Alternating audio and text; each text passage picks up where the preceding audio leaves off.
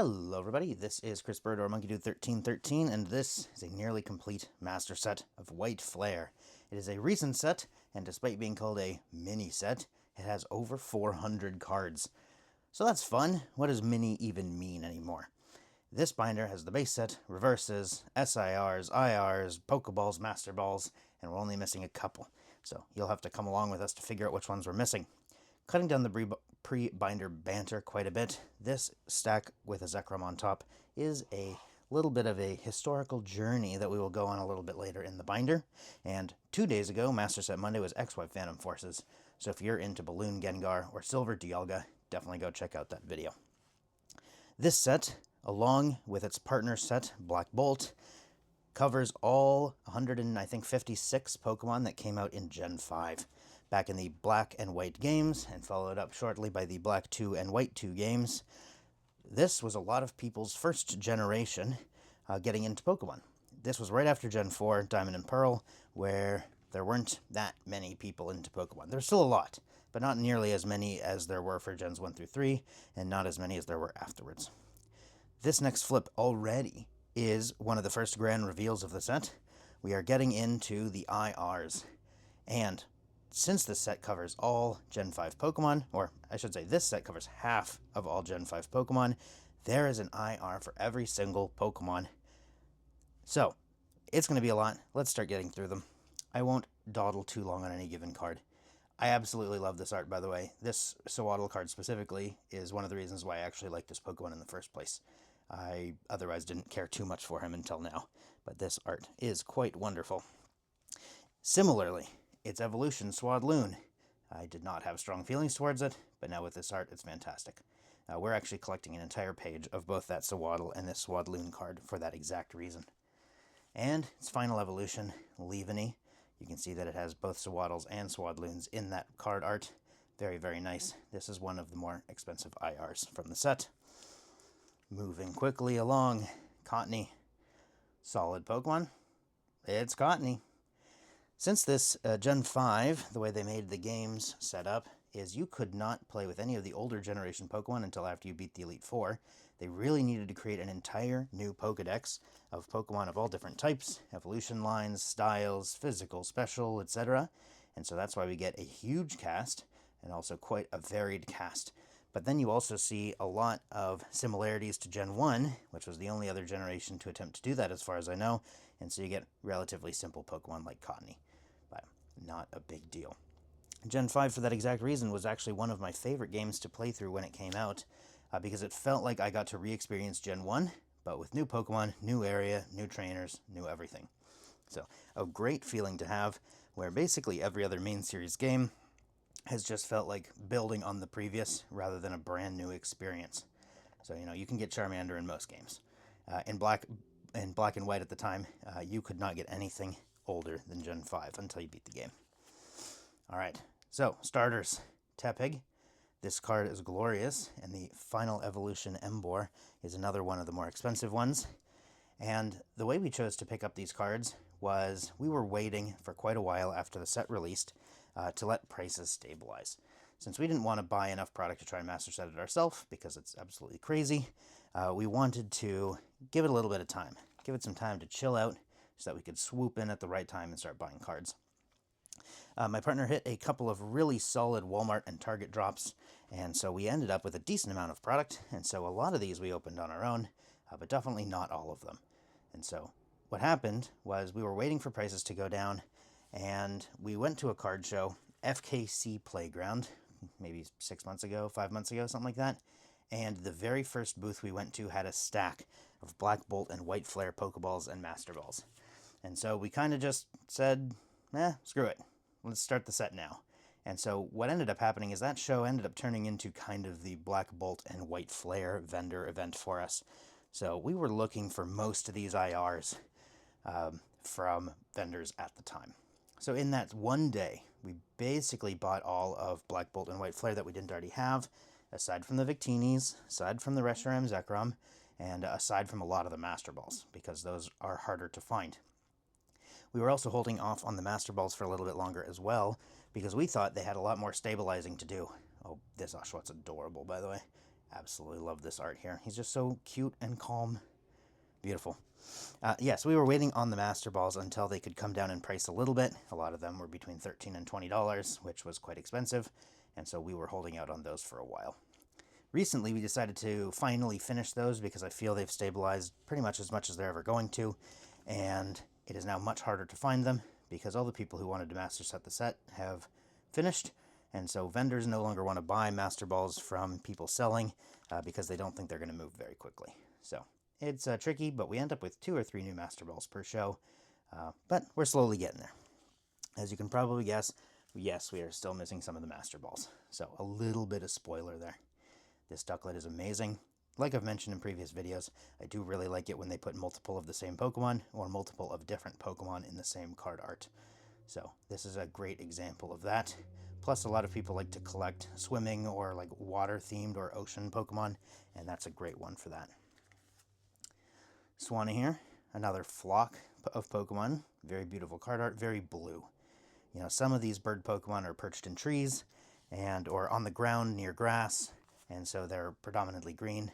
But in this case, we got 2 in a row bird Pokemon that are mostly blue. All right. One of the Pokemon people would like to eat. We got the ice cream line here. I dared say that this was a cute card at one point, and I got a lot of weird looks from people. Because who says ice cream is cute, right? But come on, look at that art.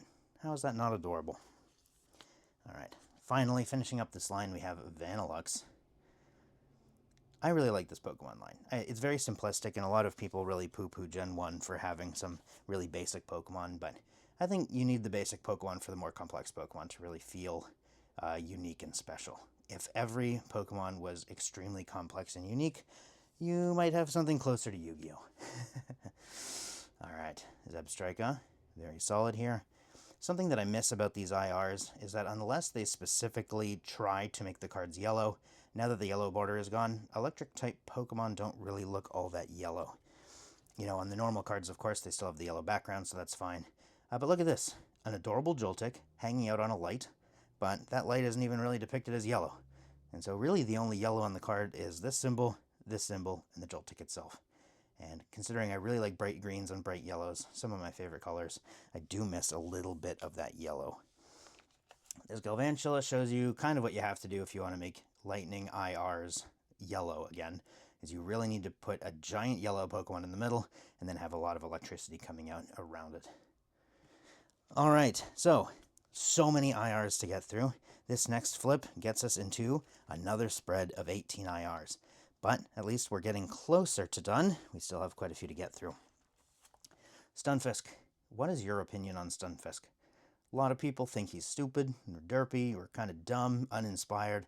I actually really like Stunfisk, and part of why I like Stunfisk, aside from his Alolan form being really cool, Galarian form Stunfisk being cool, but also the Legendary Collection, Legendary Treasures Radiant Collection Stunfisk, where they made him winking and trying to kiss you. I think the fact that they went out of their way to make a relatively unattractive Pokemon cute really spoke to me. And so I really like that art, and so now I like Stunfisk a little bit more. I also do have a thing for Pokemon that are often disliked. You know, a little bit of an underdog thing. I'm just into Pokemon more than I would be otherwise if I find out a lot of people dislike them. So, hated Pokemon end up being a little bit of a bump. The only exception to that is Bruxish. I don't like Bruxish. Most people don't like Bruxish. I was very surprised to find out that he's at least one person's favorite Pokemon. But that's that. So Bruxish is probably bottom 5 Pokemon of all time. I'm sorry for the Bruxish slander for all of you fans of Bruxish out there, but I tried, man. I tried to like Bruxish. I just can't get there. I can't get there, man. The teeth, the lips, the everything. It's just, gives me the heebie-jeebies. All right, so Gothorita is up next. I really love the purples and pinks in the Psychic IRs. We get those quite a lot, especially in that Drowsy from, I think, Paldea Evolved. That Drowsy is glorious, the one that's kind of sitting under the street light. Very cool card there. Frillish. So interestingly, Jellicent did not get an IR. And Jellicent did not get an IR because it is an EX in the set, and so it actually got an SIR, which we will get to in a little bit. Roggenrola, another time where they've put a ton of Pokemon on there. all these guys marching in formation, except this guy who has fallen over. Or maybe he's rolling, you know, right under the word rolling rock, so maybe he's trying to roll, but all the other ones aren't marching in unison. Baldur. Not really too much to say about Baldur. And Gigalith. Giant spooky rock man. I get a lot of Geodude, Graveler, Golem vibes from this line, because it feels like they both fill the same niche of being a triple evolution rock type. This set, White Flare got Sock. The other one, Black Bolt, got Throw. Do you have a solid preference on the two? It is yet another set of Pokemon that is born with clothes, and those clothes get larger as it gets older, and as far as I know, there's no expectation that they ever get new ones.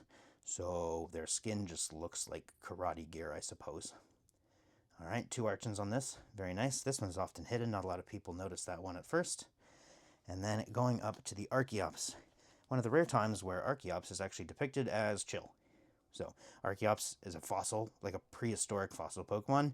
It's very aggressive, it is a predator type rather than prey, and it is very often shown in most of its depictions in the TCG as wings out, flying, attacking something, or wanting to attack something, or just plain yelling.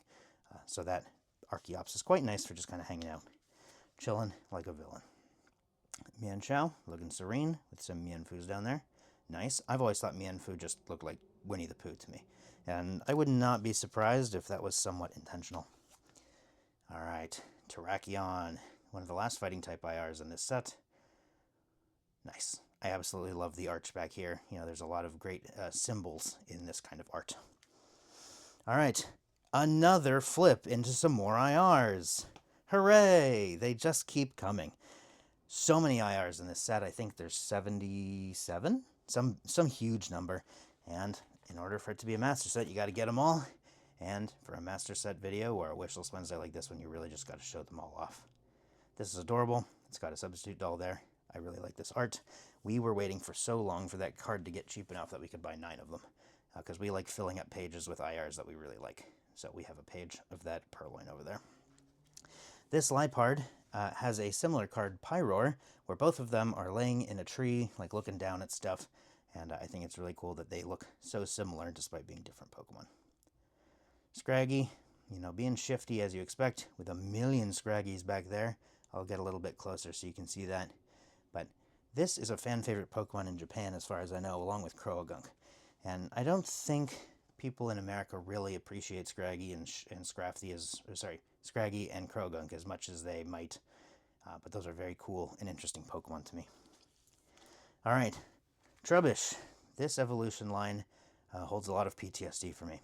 Tool Drop Trubbish back in the black and white era was super duper fun to play. You would put a bunch of tools on a Sigilif card, and then you would use a tool time attack to do 20 damage times the number of tools you have attached, and for a single prize you'd be doing 1 billion damage. On the other hand, Garbodor. Garbodor would have Garbotoxin, and he would turn off all of your Pokemon's abilities. So if you wanted to have a fun time, your opponent could just kind of say, let's think about that. Let's not have that good of a time. Beautiful Zorua card there, and similarly a beautiful Zoroark to go along with it.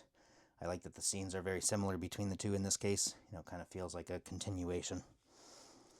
Alright, Vullaby, the diaper bird Pokemon. It's really just wearing part of its egg as like a pair of pants. But it has such stubby legs, it looks like a giant diaper. I am strongly convinced that that is what they intended. Mandibuzz here. Braviary is just better. Get in the comments. Braviary is better than Mandibuzz. Alright, now we're up to the dragons. Dino. Beautiful art here. Zweilous, which we actually pulled like 4 of, which is kind of annoying. It would have been nice to pull different stuff.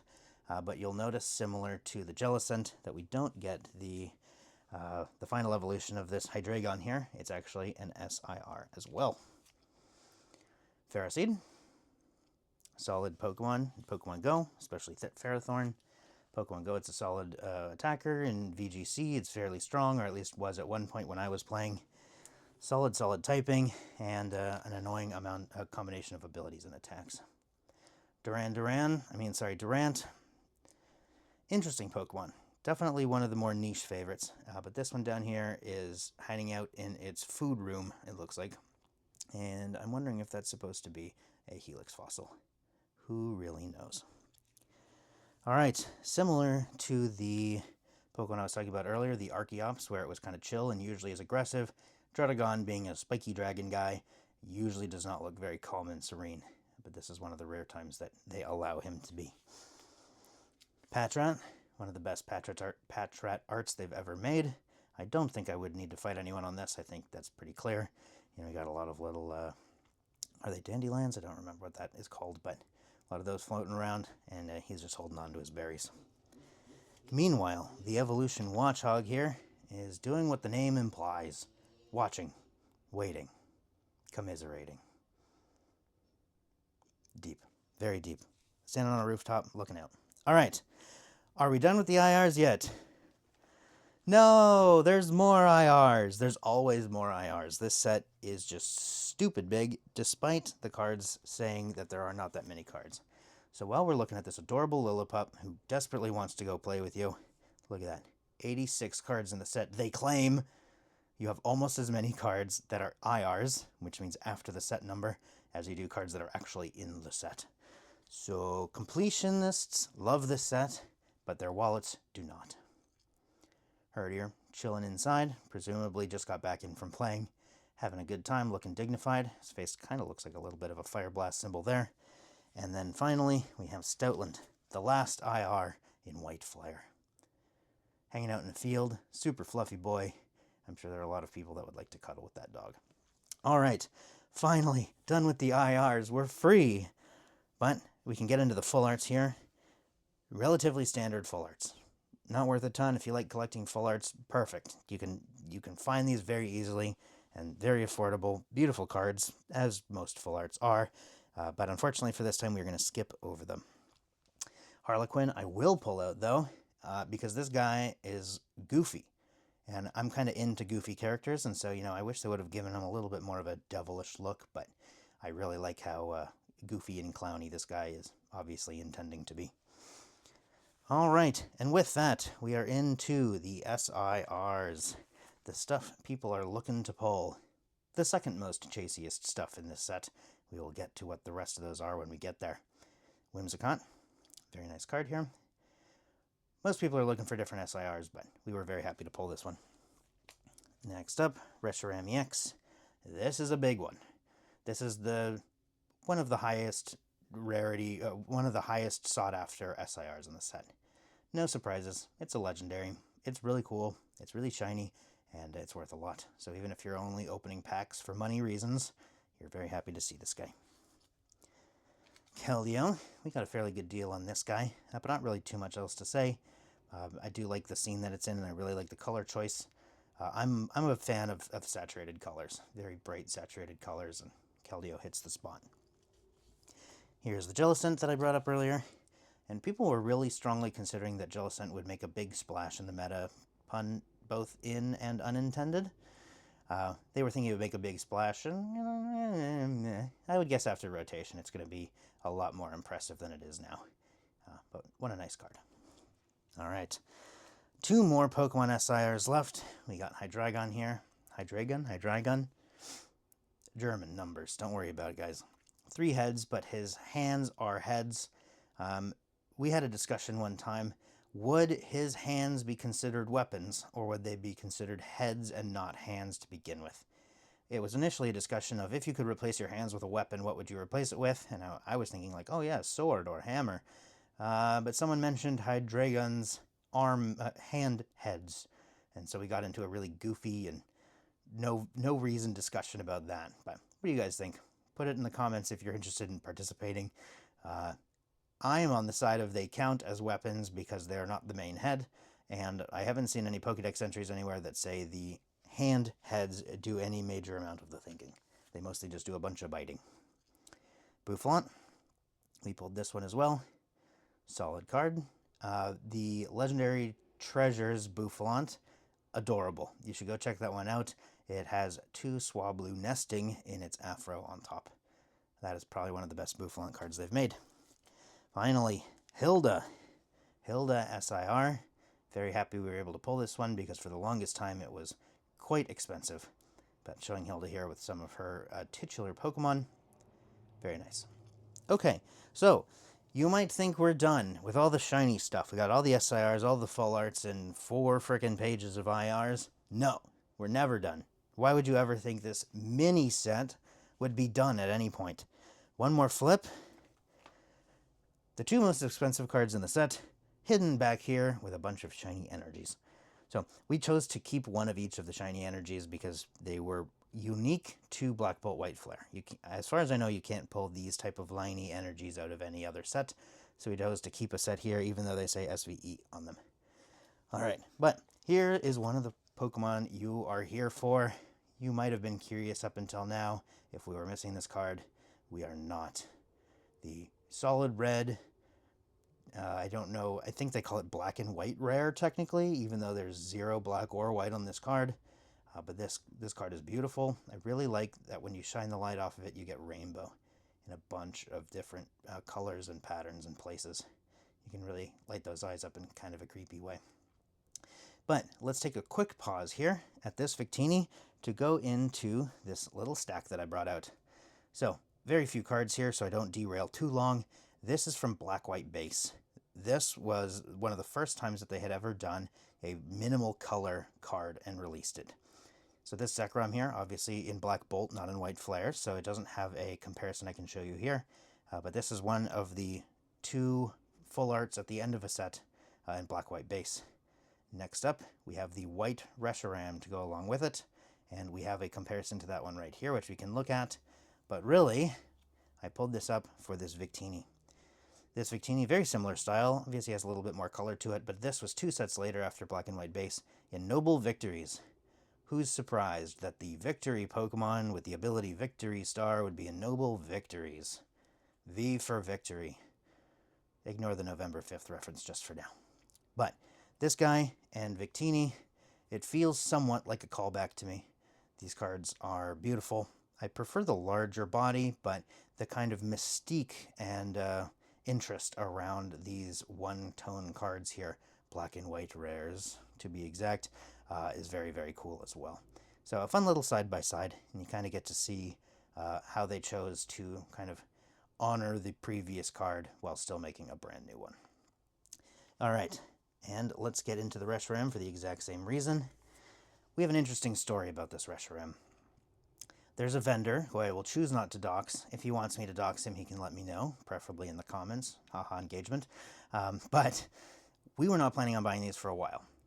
We had seen them start to stabilize, but we didn't want to believe that they had finished stabilizing, mostly because they were still very expensive.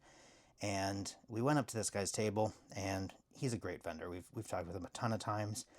We've helped him get a ton of belly bolts. That's a good story for another time. But he had both of these in his case, both this Reshiram and the Zekrom from Black Bolt.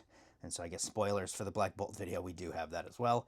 And we were saying that we were interested. We took a look at condition, but we also didn't really want to pay market price. We were going to hold on for when the price goes down on these guys. And he says, no, please, take these from me. I will give you a good deal. And so we ended up picking up both of them from the same guy, spending, well, we were planning on spending 0 on them yet, and so we ended up spending way more than 0, of course. So he still got him a good deal, but we got to pay a lot less for these than we otherwise would have had to. And even looking at now, when the price of Modern has gone down a decent amount, we still ended up getting a good deal for both of these. So very happy with that, and shout out to that guy. I absolutely love that vendor. Okay, but let's compare the black and white rare Reshiram to the old Reshiram. Somewhat similar posing, a little bit more dynamic on the new card. The texture is quite nice. The other one just kind of has like a snowflake texture on the back, just like a kind of popcorn ceiling texture. But you can very much see the similarities between the two as well. Huge white theme. Just it's from white. It's from Pokemon White. It has to be white, similar to how Zekrom has to be black. But very, very cool to see these guys side by side. And it is a master set. We are 25 minutes into filming. You finally finished the normal set. All the rest of these pages are reverses, Pokeballs, and Master Balls. So let's not dilly-dally. Let's get into those. We have all the reverses. I will spoiler alert you right now. We have every single reverse from this set. Usually when I'm in the reverses, I like to tell the audience, love your bulk. All of this art was, it's great art. It's all, it's good art, Brent. You know, you should enjoy your bulk. Appreciate it. Sleeve your reverses. I'm the only one who does this. Sleeve your reverses. We have sleeved basically every reverse we've ever pulled in Pokemon. This is already the end of the reverses, and one more flip, and we're into Pokeballs. Are we missing any of the Pokeballs? Let's find out. Very hard to tell if it's a Pokeball or a Master Ball. I'll give you a little bit of a close-up on this one specifically. The texture, very cool. If you can, not texture, sorry, the design is very cool. But the only difference between the Pokeball and the Master Ball is some tiny little bumps on each of those Pokeballs in the back. So this is what the Pokeball texture looks like. Each of these guys are $1 or $2. You know, some of them are a little bit more, but they're fairly on the lesser expensive side. And let's check, do we have them all? Ooh, look at that full page of Pokeballs. Nice. Quickly flipping through, getting through the Pokeballs, and we're at the end.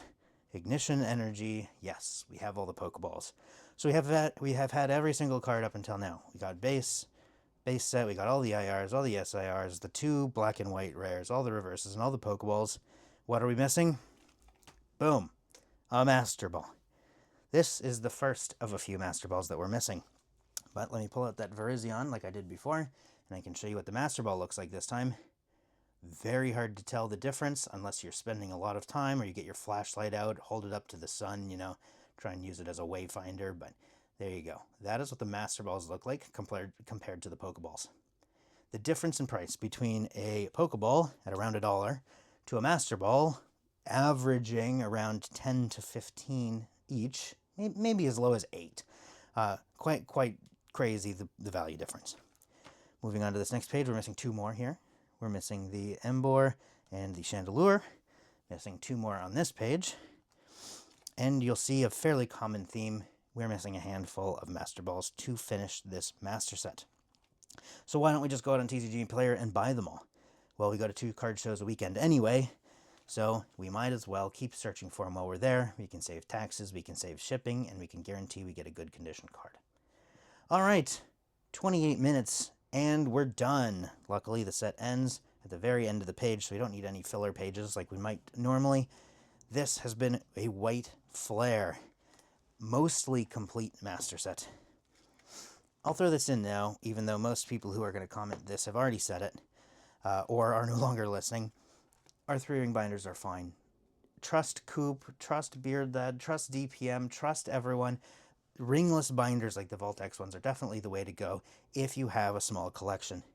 We collect 34,000 Pokemon cards.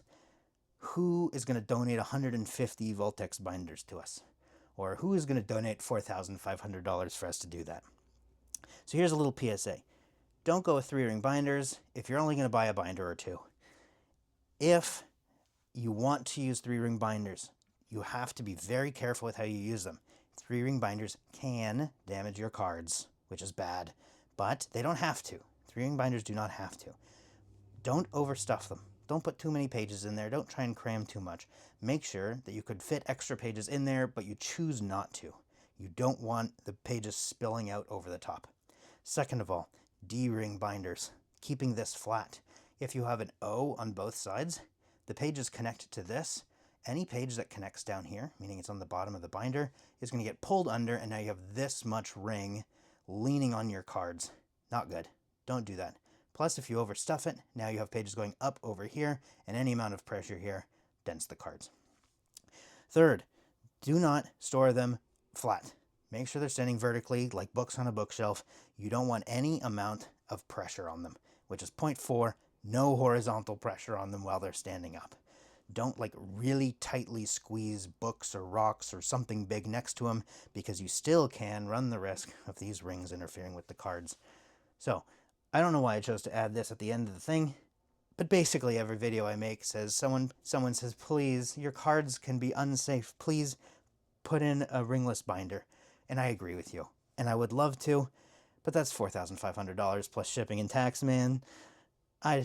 We're fine. These are going to be fine for now. But if you're Voltex, or you're someone who knows Voltex, or you run a different binder company and you want to sponsor us, we would love 150 ringless binders. So anyway, thank you all for watching. This has been a White Flare nearly complete master set. Tell me if you have any specific sets or types of cards you'd like to see in the comments below. I will very gladly make those into a future video. Thank you all for watching, and I will see you guys next time.